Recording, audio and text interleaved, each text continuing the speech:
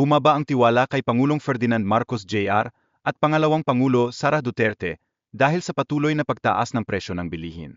Ito ay nagiging malaking hamon para sa kanilang administrasyon. Ang mga endorser ng impeachment laban kay Vice President Sara Duterte ay handang maghintay ng mga konkretong aksyon. Inaasahang ang mga hakbang na ito ay ipapasa sa Committee on Justice para sa tamang proseso. Pinag-aralan ngayon ng Commission on Elections ang pagbabawal sa lahat ng ayuda isang araw bago ang eleksyon upang maiwasan ang vote buying. Mahalaga ito upang mapanatili ang integridad ng mga halalan sa bansa. Aprobado na ang panukalang batas na naglilipat ng petsa ng unang halalan sa Bangsamoro Autonomous Region mula Mayo 12, 2025 hanggang Oktubre 13, 2025. Ito ay isang hakbang tungo sa mas maayos na pamamahala sa rehiyon. Si Police Colonel Fentino Malabi ay namatay sa isang aksidente. Posibleng bigyan siya ng police honor bilang pakilala sa kanyang serbisyo, at ang gobyerno ay sumusuporta sa kanyang pamilya sa panahon ng pagdadalamhati. Ang panukalang ito ay sumasaklaw sa lahat ng employers, maging pribado o pampubliko, kabilang ang agrikultural at non-agrikultural na sektor. Mahalaga ito pa sa pag-unlad ng mga manggagawa. Si Pangulong Ferdinand Marcos Jr. ay nagsabi na pag-aralan pa ang panukalang umento sa sahod bago ito isabatas. Ang usaping ito ay nakatakdang talakayin sa Senado para sa masusing deliberasyon. Kasabay ng umento sa sahod, inihayag rin ang pagbabago sa presyo ng langis. Ito ay nakaapekto sa mga motorista, kabilang ang mga pagbabawas at pagdagdag sa presyo ng mga produktong petrolyo. Sa mga nakaraang taon, bumaba ang bilang ng mga nahuling armas at naaresto, mula 636 na nahuli noong 2019.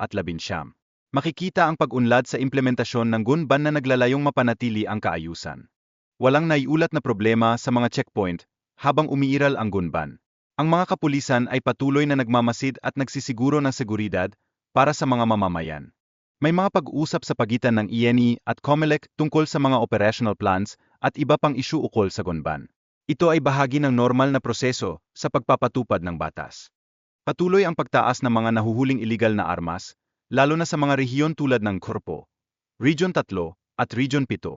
Mahalaga ang papel ng mga mamamayan sa pagiging mapanuri sa kanilang paligid. May mga hakbang na ipinatutupad ang ENE upang masiguro ang ligtas na halalan.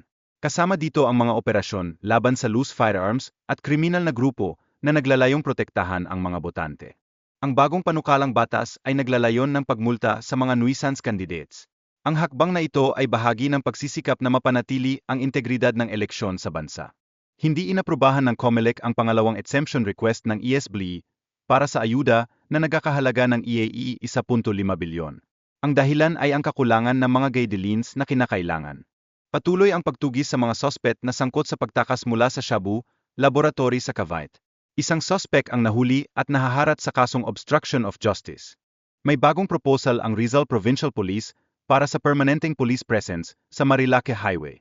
Layunin nito ang mapabuti ang kaligtasan at disiplina sa lugar. Ang Canada ay naglalayong hamunin ang mga taripa sa ilalim ng mga international bodies tulad ng World Trade Organization. Nagbigay ng pahayag ang mga opisyal ng Canada ukol sa isyung ito. Ipinataw ng Canada ang taripa sa 1,256 na produkto mula sa Estados Unidos na nagkakahalaga ng 30 bilyong Canadian dollar. Kabilang dito ang mga cosmetics, appliances, at iba pang produkto. Magbibigay ang Canada ng remission process para sa mga negosyo upang makakuha ng tariff reliefs. Ang prosesong ito ay magbibigay ng pagkakataon sa mga negosyo na makabawi mula sa mga taripa. Ang Philippine Coast Guard ay nag-deploy ng mga sasakyang panghimpapawid at barko upang patatagin ang posisyon ng gobyerno laban sa mga iligal na aktibidad ng China Coast Guard. Ayon sa commander ng Philippine Coast Guard, hindi nila papayagan na maging normal ang mga iligal na aksyon ng China Coast Guard sa kanilang exclusive economic zone. Samantala, patuloy na minomonitor ang mga barko ng China Coast Guard na lumilipat-lipat sa mga lokasyon malapit sa baybayin ng Pilipinas na nagdudulot ng malaking pag-aalala. Mahalaga ang mga operasyon ng ECG na nagtagumpay na palayasin ang mga barko ng Sina mula sa baybayin ng Zambales, na ipinakita ang kanilang pagsisikap sa kabila ng limitadong yaman. Ayon kay Attorney Jay Batong Bakal, layunin ng Beijing na ubusin ang mga yaman ng Pilipinas, kaya kinakailangang maging maingat ang bansa sa pagpaplano ng mga counter-patrol. Sa kabila nito, ang pagkakahuli sa 7 alleged Chinese spies ay nagbigay diin sa mga banta sa seguridad ng bansa, na nangangailangan ng mas matibay na hakbang para sa proteksyon ng pambansang seguridad.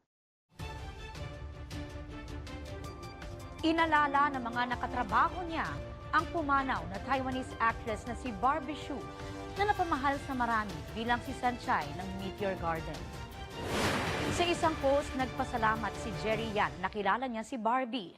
Si Jerry ang gumanap na Dao Mingsil ang leading man ni Sanchay.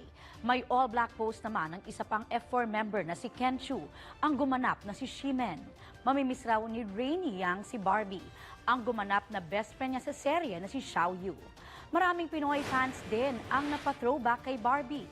Parte raw ng childhood memories nila si Sanchay, ang pamilya niya sa serye at ang F4. Pumanaw si Barbie sa edad na 48.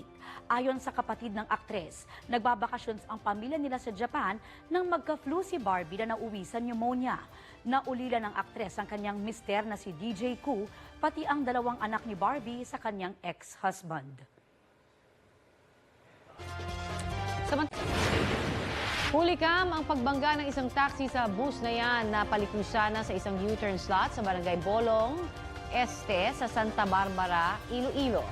Pagbangga ng taxi, umabante ang bus at bumangga naman sa likurang bahagi ng isang jeep.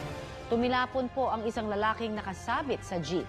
Nagtamo siya ng matinding sugat sa iba't ibang bahagi ng katawan na kanyang ikinasawi. Binawian din ng buhay ang driver ng taxi. 2 pasahero naman ng jeep ang sugatan. Batay sa investigasyon, mabilis ang takbo ng taxi na papunta raw sa airport.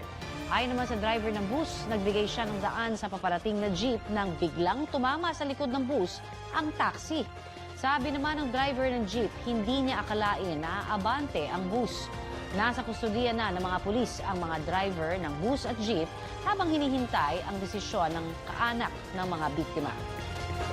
Kunan sa CCTV ang security guard na ito na walang habas na pinagbabaril ang nakaputing lalaki. Kita ring nagtakbuhan ng mga tao palayo sa gunman. Ang biktima, kapwa niya gwardya. Matapos barilin, tila kinausap pa niya ang katrabaho at saka umalis. Nangyari yan sa isang warehouse sa Barangay de la Paz, Antipolo City kahapon. Dead on the spot ang 34 anyos na biktima na nagtamo ng tama ng mga bala sa baywang at tagiliran. Sumuko sa rumispondeng polis ang namaril na si Q na napag-alamang karelyebo ng biktima. Na-recover mula sa suspect ang 9mm caliber na baril. Yan, na raw pagpigil. 4 sir, 4 na bala yan, 4 na naman. Nilagay mo lahat sa kanya. Sa pahayag ng suspect sa pulisya, away raw sa oras ng duty at pagkalik ng biktima ang ugat ng pamamaril.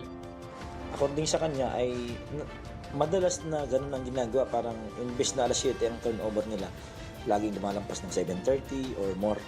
Na-late po eh. Minsan straight duty na ako eh. Tapos hindi niya na rin ako pinasukan nun. Nagsabay-sabay na rin po yung galit ko eh. Nakakatanggap din daw umano ng mga pagbabanta ang 35 anyos na suspect mula sa biktima dahil rin sa schedule nila sa trabaho.